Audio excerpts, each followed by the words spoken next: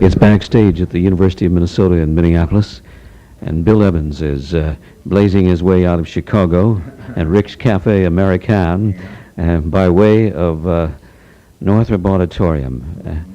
Very pleasant to see you again. Thank you. This was a special kind of concert for me because Frank Bencresciuto, who conducted the stage band tonight, and is of course, well known to Minneapolis people, we're old Army buddies, and we were very close and have remained.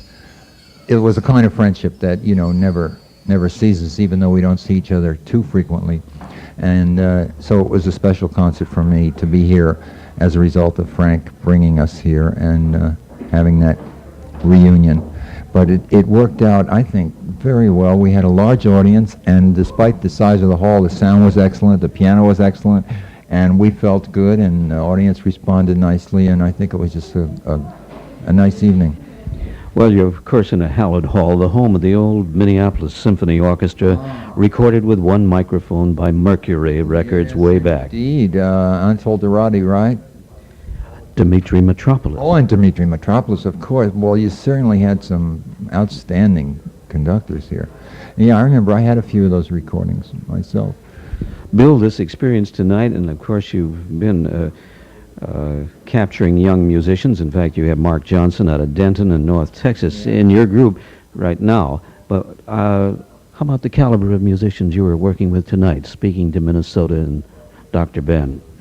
Well, the whole stage band thing in this country has gotten very big, and it's producing a whole raft of marvelous players, especially section players, and soloists as well.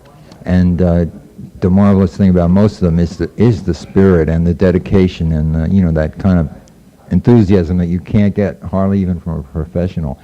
But this band just sounded marvelous. They played a variety of music and just felt relaxed and professional, and they have good soloists, and it's just an exciting thing. And it's I was sitting in the wings thinking what a wonderful thing it is that this stage band thing is such a phenomenon in the colleges, because it is preserving a lot of good big band music and is creating so many good musicians and developing their tastes in a little deeper way than the completely pop rock groove.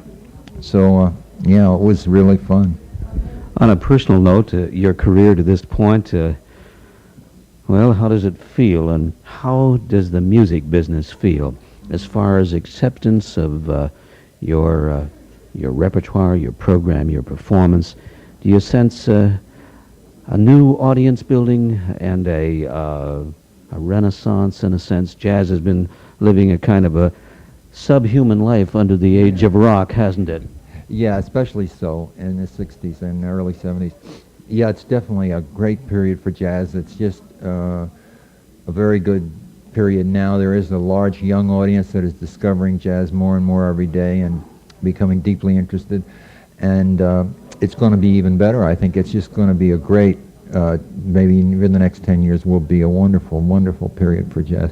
We notice it everywhere we go. Our drawing power is much greater. The interest and enthusiasm is great, and especially the audience is 80% young people who 10 years ago wouldn't have known what jazz was. And I don't know exactly what the reason is, but I'm very happy about it, and it is a fact. Something strange is happening to the value system as far as the ears out there are concerned, isn't it? I guess so, and I hope so. Of course, you're never going to get the masses in anything that's really challenging or on a more higher artistic level, because it just isn't a need in the lives of the mass people. But there are a large amount of people who are sensitive and do desire to penetrate into various forms of art, and will look for something better, and hopefully they definitely are coming into jazz now, and hopefully even more so. Well, there's a great hope that with the increase of the visual art galleries and the general movement in the arts, that jazz really has its place. Yeah, I don't think we can deny that, but the commercial interests are so powerful, and it's the easy road to take, and that seems to be, the way it goes, and it's a fact of life that we have to learn to accept early on if we're, going to remain sane, and so I certainly do accept it. In fact, I'm extremely happy and gratified that I have the position I have and can make a good living and play what I want and record what I want and have the ego return of acceptance and an audience and so on.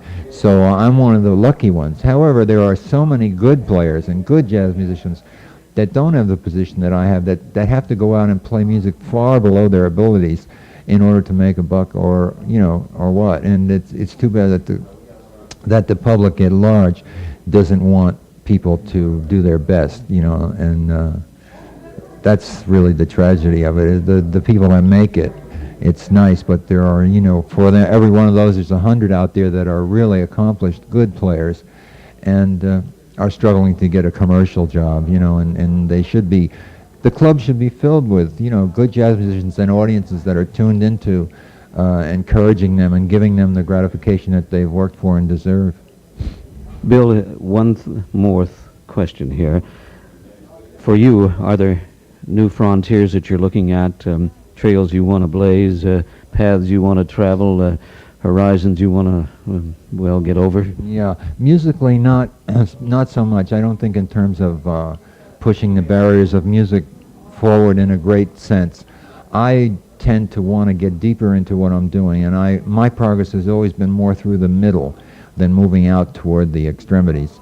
And that's where I really aim for, a greater expressive level, and to develop my kind of idiom and my kind of thinking farther along the expressive line. In other words, as with a visual painter, deeper and richer visual effect or audio. I guess whatever. There's a certain language that I use, and and I myself know the progress I make within it. And for me, it's fundamental, and for me, it's what's right for me. And I just hope to continue to develop that. Bill Evans, thank you very much. A pleasure sitting with you here at the University of Minnesota in Northrop Auditorium on the campus at Minneapolis, just over the Mississippi River. Yeah, thank you, Leigh.